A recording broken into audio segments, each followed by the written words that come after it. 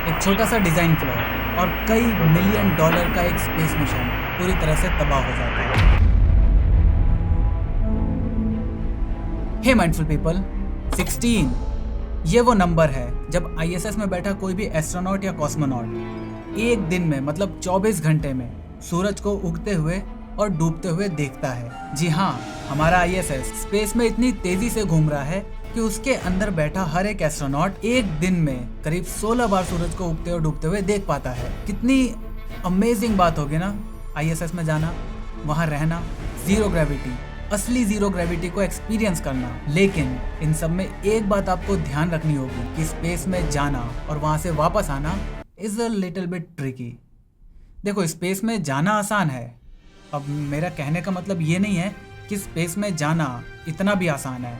मैं एक बात कह रहा हूँ, मतलब रिलेटिवली अगर हम इन कंपैरिजन टू वापस आने के देखें ना, तो स्पेस में जाना काफ़ी आसान है। लेकिन आपने भी ये बात कहीं ना कहीं नोटिस करी होगी कि हमारे जितने भी स्पेस एक्सीडेंट होते हैं उसमें जो हमारा कैप्सूल होता है या फिर जो स्पेस शटल होता है उसमें जो ज़्यादातर डैमेज होता है, जो भी एक्सीडेंट होते हैं ज़्यादातर, वो तभी होते हैं जब हमारा स्पेस शटल या कैप्सूल वापस आ रहा होता है हमारी एटमॉस्फेयर में। तो आखिर ये एटमॉस्फेयर में ऐसा है क्या, मतलब वापस आते टाइम ऐसा क्या होता है? नीचे जो टीम बैठी है और उस स्पेस क्राफ्ट में जो एस्ट्रोनॉट्स बैठे हैं, वो लोग आखिर वापस आते टाइम ऐसा क्या एक्सपीरियंस करते हैं जिसकी वजह से स्पेस से वापस आना एक बहुत ही खतरनाक मिशन हो जाता है। मतलब एटमॉस्फेयर में एंटर करना और उसके बाद के कुछ मिनट ये डिसाइड करते हैं कि वो मिशन सक्सेसफुल रहा या फिर फेलियर। तो चलिए आज की वीडियो में हम इसी के बारे में डिस्कस करेंगे। वीडियो के स्टार्टिंग में जो आपने क्लिप देखी वो नासा के जेनेसिस मिशन की थी। जेनेसिस मिशन स्पेस में सोलर विंड को कैप्चर करने के लिए भेजा गया था ताकि हमारे साइंटिस्ट सोलर विंड्स की अलग अलग कैरेक्टरिस्टिक्स को जान सकें। लेकिन क्योंकि उसके पैराशूट के डिजाइन फ्लो में कुछ कमी आ गई थी, तो वापस आते टाइम उसका जो पैराशूट है वो खुला ही नहीं और वो पूरा का पूरा स्पेसक्राफ्ट नीचे जमीन पर सीधा गिर गया। खैर, इसमें अच्छी बात यह थी कि उसके अंदर कोई भी लिविंग चीज मौजूद नहीं थी, ना तो उसके अंदर कोई एस्ट्रोनॉट था ना तो कोई दूसरा जानवर, इसीलिए उसमें किसी की जान नहीं गई। लेकिन हमारी कल्पना चावला और उनके साथी इतने लकी नहीं थे। कल्पना चावला और उनकी टीम जब स्पेस में जा रही थी तो लॉन्च के दौरान ही उनके स्पेसक्राफ्ट का एक छोटा सा पार्ट टूट गया और उसने स्पेसक्राफ्ट के विंग को डैमेज कर दिया। लेकिन इसके बावजूद भी वो लोग 16 दिनों के अपने मिशन में गए थे, तो वो स्पेस में पहुंच भी गए अपने ऑर्बिट में जहां तक उनको जाना था। और उसके बाद जो 16 दिनों तक उनको जो स्टडीज करनी थी वो भी उन्होंने परफॉर्म करी। किसी भी तरह की वहां पर कोई भी दिक्कत उन्हें नहीं आई। लेकिन जैसे ही वो जमीन पर वापस आने वाले थे, जैसे ही उन्होंने एटमॉस्फेयर में एंट्री ली, वैसे ही वो जो विंग का डैमेज हुआ पार्ट था उसमें अचानक से कुछ गैसेस रिलीज होने लगी और थोड़े ही टाइम बाद पूरा space shuttle out of control हो गया। नीचे बैठी टीम भी उनकी मदद नहीं कर पा रही थी और देखते ही देखते थोड़े टाइम बाद पूरा स्पेस शटल खत्म हो गया और उनके साथ उसके अंदर बैठे सारे एस्ट्रोनॉट्स भी। तो चलिए देखते हैं कि किसी भी स्पेस शटल के वापस आते टाइम उसे किन किन समस्याओं का सामना करना पड़ता है। देखो, जो भी स्पेसक्राफ्ट हमारा एटमॉस्फेयर में वापस आ रहा होता है उस पर दो फैक्टर सबसे ज्यादा लागू होते हैं। पहला, एक्सेसिव अमाउंट ऑफ हीट और दूसरा एक्सेसिव अमाउंट ऑफ स्पीड। तो चलो आपको सबसे बेसिक लेवल पर समझाते हैं। अभी मैं इस रूम में बैठा हूँ, आप भी एक रूम में बैठे हो, अपने मोबाइल पे ये वीडियो देख रहे हो। तो अभी आप महसूस करो, आपको आपके हाथों पर, आपके चेहरे पर हवा महसूस हो रही है? नहीं ना। लेकिन वहीं अगर आप एक बाइक पर जाते हो तो क्या एटमॉस्फेयर में कुछ चेंजेस हुआ? कुछ भी? हवा यहाँ पे डेंस होने लगी? नहीं ना, सब कुछ सेम था। लेकिन अब आपको हवा महसूस होने लगती है। ऐसा क्यों? वेल, ऐसा इसलिए क्योंकि हवा में मौजूद होते हैं बहुत सारे गैसेस।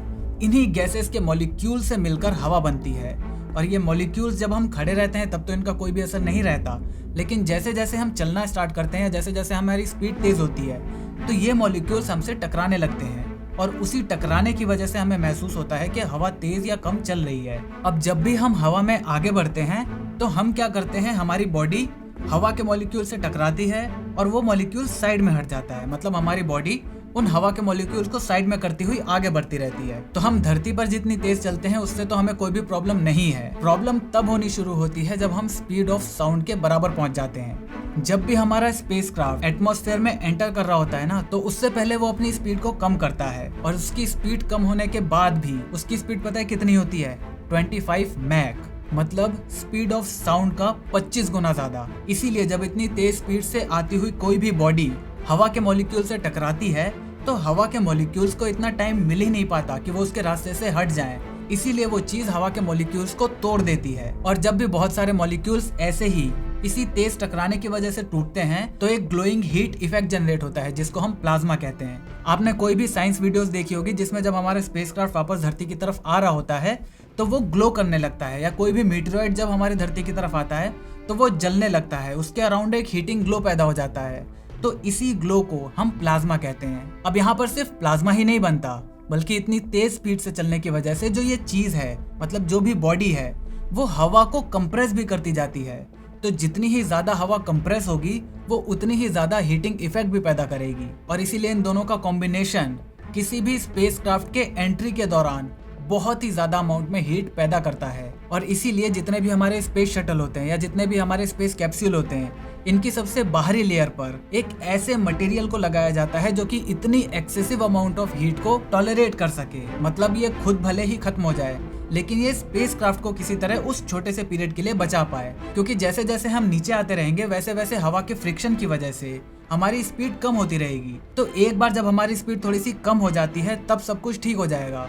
लेकिन जब तक वो स्पीड कम नहीं होती तब तक उसी प्रोटेक्शन शील्ड का काम होता है स्पेसक्राफ्ट या फिर कैप्सूल को बचा कर रखने का। तब देखो, जब भी कोई स्पेसक्राफ्ट धरती में एंटर करने वाला होता है तो उसे सबसे पहले ध्यान रखना होता है एंट्री ऑफ एंगल का। अगर उसका एंगल बहुत ज्यादा हो जाता है तो जैसे ही वो हमारे एटमॉस्फेयर में एंटर करने की कोशिश करेगा, हमारा एटमॉस्फेयर हमारे लिए तो डेंस नहीं है, लेकिन जब स्पेस से कोई चीज आती है तो उसके लिए बहुत ज्यादा डेंस होता है। तो वो क्या करेगा, जैसे आप पानी में पत्थर फेंकते हो ना ऐसे करके, तो वो पानी में पत्थर ऊपर ऊपर से तैरता रहता है, मतलब एक टप्पा मार के दूसरा टप्पा, ऐसे टप्पा मार के आगे जाता है। बिल्कुल वैसे ही ये स्पेसक्राफ्ट भी अगर एंगल ज्यादा हुआ तो ये एटमॉस्फेयर में ऐसे टप्पा मारकर दोबारा अपनी ऑर्बिट में घूमने लगेगा, ये नीचे आ ही नहीं पाएगा। और नंबर 2, अगर आप एंगल बहुत ज्यादा स्टीप रख देते हो, मतलब बहुत ही तेज एंगल रख देते हो नीचे आने का, तो इसकी वजह से 2 चीजें हो सकती हैं। पहला, आपकी स्पीड इतनी ज्यादा तेज हो जाएगी कि जैसे ही आप हमारे एटमॉस्फेयर में एंटर कर रहे होगे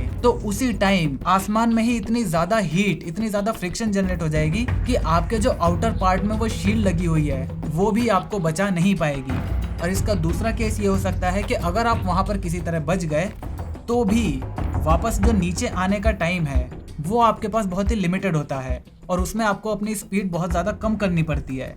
लेकिन क्योंकि आपने एंगल बहुत ज़्यादा स्टीप लिया है तो इतनी कम टाइम में आप इतनी ज़्यादा स्पीड को कवर नहीं कर पाओगे, मतलब इतनी ज़्यादा अपनी स्पीड कम नहीं कर पाओगे। इसीलिए जो आपका स्पेसक्राफ्ट है वो इतना स्लो नहीं हो पाएगा कि धरती पर लैंड कर पाए और वो सीधा धरती से आके टकरा जाएगा। और जब भी कोई स्पेसक्राफ्ट आसमान से सीधा जमीन पर गिरता है ना, तो उसका हाल क्या हो सकता है ये आप कोमारोव के केस में देख सकते हो। इनके केस में क्या हुआ, जैसे ही हमारे धरती में वापस आ रहे थे तो उसमें क्या हुआ, जो हमारा आउटर शेल होता है जो हीटिंग को एब्जॉर्ब करता है उसमें कुछ प्रॉब्लम आ गई और उसकी वजह से जो हमारा पैराशूट सिस्टम है उसमें भी दिक्कत आनी शुरू हो गई। और अल्टीमेटली क्या हुआ, जैसे ही वो नीचे आने वाले थे, मतलब जब उन्हें अपना पैराशूट खोलना था तो उनका पैराशूट खुला ही नहीं और वो सीधा जमीन पर आ गिरे। और एक बार जमीन पर आने के बाद उनकी बॉडी का क्या हाल हुआ ये आप अपनी स्क्रीन पर देख ही सकते हो। अब आपने एंगल तो बिल्कुल सही ले लिया, मतलब जिस एंगल पर आपको आना चाहिए आपने वो एंगल तो ऑप्टिमाइज कर लिया, लेकिन अभी भी प्रॉब्लम खत्म नहीं हुई। जैसा कि मैंने आपको पहले ही बताया कि एक सही एंगल पर आने के बाद भी, अपनी स्पीड को कम करने के बाद भी, एक स्पेसक्राफ्ट की स्पीड करीब 25 मैक तक हो सकती है। और इतनी तेज स्पीड की वजह से एटमॉस्फेयर में प्लाज्मा जनरेट होता है। और अगर आपकी जो आउटर शील्ड है उसने काम नहीं किया तो जैसा कि कोमारोव के बॉडी के साथ हुआ बिल्कुल वैसा ही अंदर बैठे एस्ट्रोनॉट्स के साथ भी हो सकता है। और अगर उसने सही से काम किया भी तो हमेशा री एंट्री के दौरान एक ऐसा फेज आता है जब नीचे बैठी जो टीम है उनके बीच और जो एस्ट्रोनॉट उस कैप्सूल के अंदर बैठे हैं उन दोनों के बीच कम्युनिकेशन ब्रेक हो जाता है इसी प्लाज्मा, मतलब इतनी ज्यादा हीट की वजह से। जैसे अभी हाल ही के केस में हुआ, जो हमारा क्रू ड्रैगन 2 स्पेस कैप्सूल था, जब वो धरती पर वापस आ रहा था तो करीब 6 मिनट के लिए जो नीचे टीम बैठी थी नासा की उनके बीच और जो ड्रैगन 2 कैप्सूल के अंदर एस्ट्रोनॉट्स बैठे थे उन दोनों के बीच करीब 6 मिनट तक कम्युनिकेशन ब्रेक हो गया। अब इस कम्युनिकेशन ब्रेक में कुछ भी हो सकता है।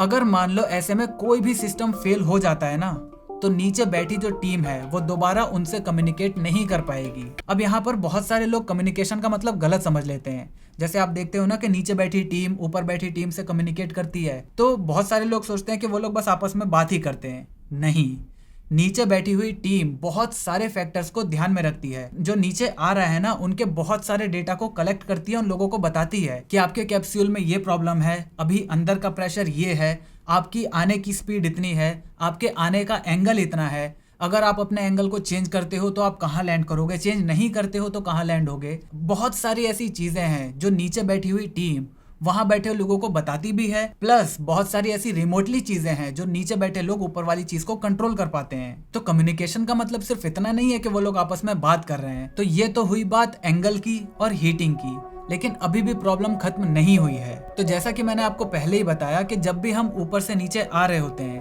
तो उसकी स्पीड बहुत ज्यादा रहती है। तो ऑब्वियसली अगर हमें पैराशूट खोलना है तो भी हमें ऑप्टिमम स्पीड की जरूरत पड़ेगी, और अगर हमें लैंड करना है तो भी हमारी स्पीड उतनी होनी चाहिए कि हम जमीन पर सेफली लैंड हो पाए। लेकिन हमें ऐसा करने के लिए टाइम मिलता है सिर्फ और सिर्फ 30 मिनट का। मतलब 25 गुना तेज स्पीड, साउंड से 25 गुना ज्यादा स्पीड से कोई चीज आ रही है, और आधे घंटे के अंदर उसको इतनी स्पीड में आ जाना है कि वो धरती पर सेफली लैंड हो जाए। और इसीलिए स्पेस शटल को बहुत ही ज्यादा डीएक्सेलरेट करना पड़ता है, मतलब अपनी स्पीड को अचानक से बहुत ज्यादा कम करना पड़ता है, और यहीं पर उसके अंदर लगती है जी फोर्स। अभी जो हम बैठे हैं हमारे ऊपर भी जी फोर्स लग रही है, लेकिन उसकी वैल्यू है 1G। लेकिन जैसे आप मान लो कि आप एक लिफ्ट में बैठे हो, वहां से आप नीचे आते हो, तो नीचे आते टाइम आपको थोड़ा हल्का हल्का सा फील होगा, लेकिन जैसे ही वो रुकने वाली होती है, मतलब अपनी स्पीड को कम करती है, तो उस टाइम पर आपको भारी भारी सा महसूस होने लगता है। इसी को कहते हैं जी फोर्स, क्योंकि वो 1 से ज्यादा हो जाता है, इसलिए आपको वो महसूस होने लगता है। जब तक वो 1G है तब तक तो सब कुछ ठीक है, लेकिन जैसे ही वो 1G से कम हुआ तो भी आपको महसूस होगा, 1G से ज्यादा हुआ तो भी आपको महसूस होगा। और एक ह्यूमन बॉडी एक्सट्रीम से एक्सट्रीम कंडीशन में, मतलब बिल्कुल मरने वाली हालत में, मैक्सिमम 12G तक का फोर्स कैरी कर सकती है। मतलब अगर इसके ऊपर उस पर कोई जी फोर्स लगती है तो उसका बचना, किसी भी इंसान का बचना बिल्कुल नामुमकिन सा हो जाएगा। और स्पेस क्राफ्ट के इतनी तेज डीएक्सेलरेट होने की वजह से जो एस्ट्रोनॉट के ऊपर जी फोर्स लगता है वो लगता है करीब 3G का। अब आप सोचोगे यार 12G तक तो इंसान सह सकता है, तो 3G में आखिर प्रॉब्लम क्या है? तो प्रॉब्लम ये है कि जैसे ही इंसान को अगर 4G तक का फोर्स लगने लगे ना, तो उसकी आंखें धुंधली धुंधली सी दिखने लगेंगी। अगर वो 5G तक पहुंच जाती है बात, तो वो अनकॉन्शियस हो जाएगा। तो अब इमेजिन करो कि एक स्पेस शटल में अंदर बैठे हुए लोग किसी भी वजह से अनकॉन्शियस हो गए, तो उस शटल को संभालेगा कौन? तो ये थे कुछ ऐसे फैक्टर्स जो कि ये डिसाइड करते हैं कि एक मिशन सक्सेसफुल होगा या फेल होगा। आज की वीडियो में आपने देखा कि कैसे स्पेसक्राफ्ट के वापस आते वक्त उसकी हीट, उसकी स्पीड, उसके वापस आने का एंगल, और उसके अंदर जो बैठे हुए लोग हैं उसको जी फोर्स जितना लगता है, ये सारे फैक्टर्स मिलकर वापस आने की प्रोसेस को कितना ज्यादा कॉम्प्लिकेट कर देते हैं। अब कॉम्प्लिकेशन से मेरा मतलब ये है कि इस वीडियो में मैंने आपको जो भी बताया है वो बिल्कुल ऊपर ऊपर की क्रीम बताई है, मतलब जो बिल्कुल सामने से एक अनपढ़ आदमी भी जो देख सकता है वो चीजें मैंने आपको बताई है। अगर इसके अंदर हम घुसने लगे ना तो भाई बात बिल्कुल खत्म हो जाएगी सबके लिए। मतलब ये तो वही वाली बात हो गई जैसे बहुत सारे लोग मूवीज वगैरह में कहते हैं ना कि यार ये चीज तो बहुत ज्यादा आसान है, it's not a rocket science. तो इस केस में क्या होगा, this is a rocket science. मुझे उम्मीद है आपको आज की वीडियो समझ में आ गई होगी। अगर आपको आज की वीडियो समझ में आई है तो वीडियो को लाइक कर देना। अगर चैनल पर नए हो तो सब्सक्राइब करके इस घंटे वाले बटन को दबाना बिल्कुल भी मत भूलना, क्योंकि हम ऐसे ही ज्ञान बांटते रहते हैं। जय हिंद, वंदे मातरम।